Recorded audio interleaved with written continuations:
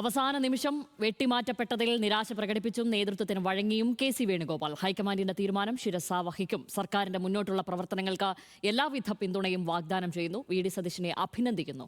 പാർട്ടിക്കപ്പുറം image ഒന്നും തനിക്കില്ലെന്ന VD. സതീശനെതിരെ ഒളിയമ്പ്. എനിക്ക് പ്രത്യേകിച്ചിട്ട് പാർട്ടിക്ക് ഉപരിയായിട്ടുള്ള ഒരു ഇമേജ് ഉണ്ടാക്കാറില്ല. പാർട്ടിയാണ് എനിക്കെല്ലാം. പാർട്ടിക്ക് ഉപരിയായിട്ടുള്ള ഇമേജ് ഒന്നും ഞാൻ ശ്രദ്ധിക്കാറുമില്ല, പോകാറില്ല. പാർട്ടി പ്രവർത്തകന് വേദന ഉണ്ടാകുമ്പോൾ അതിൻ്റെ മനസ്സും വേദനിക്കും. പാർട്ടിക്ക് ബുദ്ധിമുട്ടുണ്ടാകുമ്പോൾ എനിക്ക് വരും. ജനങ്ങളും പാർട്ടിയോടൊപ്പം നിൽക്കാൻ എന്നും ആഗ്രഹിച്ചിട്ടുള്ള ഒരു പ്രവർത്തകനാണ് ഞാൻ. മുഖ്യമന്ത്രി പദവി സ്ഥാനത്തേക്ക് തഴയപ്പെട്ടതിൽ നിരാശയും കെ.സി. വേണുഗോപാൽ മറച്ചുവെച്ചില്ല. സംഘടനാ ജനറൽ സെക്രട്ടറി സ്ഥാനം കൂടി വേണമെങ്കിൽ എടുക്കട്ടെ എന്നും നൈരാശ്യത്തോടെ പ്രതികരണം.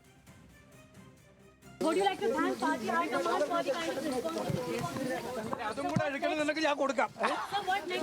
നിങ്ങൾക്ക് ആഗ്രഹം ഉണ്ടെങ്കിൽ. കെ.സി. വേണുഗോപാൽ വീണ്ടും രാഹുലിനെ കാണുകയാണ്. വിവരങ്ങളുമായി ശരത് ലാൽ ചേരുന്നു.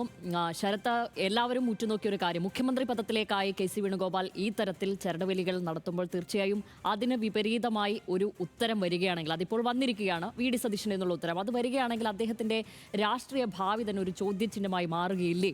അദ്ദേഹത്തിന് വലിയ രീതിയിൽ ഒരു ജനവികാരം ഉണ്ടാവുകയല്ലേ അദ്ദേഹത്തിനെതിരെ എന്നൊക്കെയുള്ള കാര്യങ്ങളായിരുന്നു നമ്മൾ ഉറ്റുനോക്കിയിരുന്നത്. തീർച്ചയായും ആ ചോദ്യങ്ങൾ ഇനിയും പ്രസക്തമാണ് താനും. അദ്ദേഹം ഇതിനെയൊക്കെ മറികടക്കാൻ ഏത് രീതിയിലുള്ള പ്രവർത്തനങ്ങളുമായിരിക്കും ഇനി മുന്നോട്ട് പോവുക? അദ്ദേഹത്തിന് മുന്നിൽ ഹൈക്കമാൻഡ് മുന്നോട്ട് വെച്ച മറ്റെന്തെങ്കിലും കാര്യങ്ങളുണ്ടോ? കാരണം ഈ തീരുമാനം അദ്ദേഹത്തെ കൂടി വിശ്വാസത്തിലെടുത്തു വേണമല്ലോ മുന്നോട്ട് കൊണ്ടുപോവുകയും അത് പ്രഖ്യാപിക്കാനും ഒക്കെ വേണ്ടിയിരുന്നത്. അതുകൊണ്ട് തന്നെ അദ്ദേഹത്തോട് വലിയ ഒരു ചർച്ച, ഏകദേശം 2 മണിക്കൂറോളം നീണ്ട ഒരു ചർച്ച കൂടി നടത്തുന്ന ഒരു സാഹചര്യവും ഉണ്ടായിരുന്നല്ലോ. ഇപ്പോഴും അത് തീർന്നിട്ടില്ല എന്നാണല്ലേ മനസ്സിലാക്കുന്നത്, വീണ്ടും രാഹുലിനെ കാണുകയാണ് എന്ന് പറയുമ്പോൾ?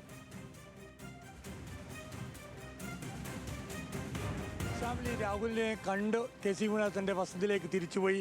ദീപാദാസ് മുൻഷിയും രാഹുൽ ഗാന്ധിയോടൊപ്പം ഉണ്ടായിരുന്നു കെ.സി. വേണുഗോപാലിന്റെ ചർച്ചയിൽ.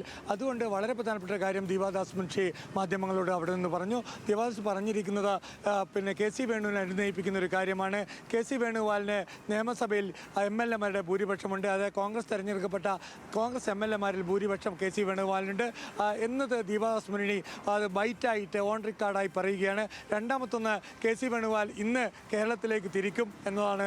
അതായത് കാര്യങ്ങളിൽ പ്രശ്നമൊക്കെ ഉണ്ടെങ്കിലും കോൺഗ്രസ് ഒറ്റക്കെട്ടാണ് എന്ന രീതിയിൽ കാര്യങ്ങൾ എത്തിക്കാൻ വേണ്ടി കെ.സി. വേണുഗോപാലിനോട് കേരളത്തിലേക്ക് തിരിക്കുമെന്നും ദീപാദാസ് മുൻഷി പറയുന്നു. അതായത് ഏതൊക്കെ കെ.സി. വേണുഗോപാൽ ഓർഗനൈസിംഗ് സെക്രട്ടറി ആയിട്ട് തന്നെ ജനറൽ സെക്രട്ടറിയായി തുടരും, അദ്ദേഹത്തിൻ്റെ കർമ്മങ്ങൾ ഇവിടെ തന്നെയാണ് എന്ന് സൂചിപ്പിക്കുന്നതാണ് ദീപാദാസ് മുൻഷിയുടെ യോഗത്തിന് ശേഷം രാഹുൽ, ദീപാദാസ് മുൻഷി, കെ.സി. വേണുഗോപാൽ യോഗത്തിന് ശേഷം ദീപാദാസ് മുൻഷിയുടെ പ്രതികരണം. ഏതായാലും വളരെ വ്യക്തമായി തന്നെ ദീപാദാസ് പറഞ്ഞു വെക്കുന്നുണ്ട്, ഹൈക്കമാൻഡാണ് തീരുമാനമെടുത്തത്, അതിൽ തൻ്റെ പങ്കില്ല.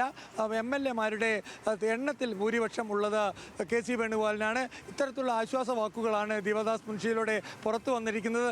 അതായത് തനിക്ക് തന്നെയാണ് ഭൂരിപക്ഷം MLA-മാരുടെ പിന്തുണ എന്ന് ദീപാദാസ് മുൻഷിയെ കൂടെ ഒരു പ്രാവശ്യം അദ്ദേഹം പ്രഖ്യാപിക്കുകയാണ്.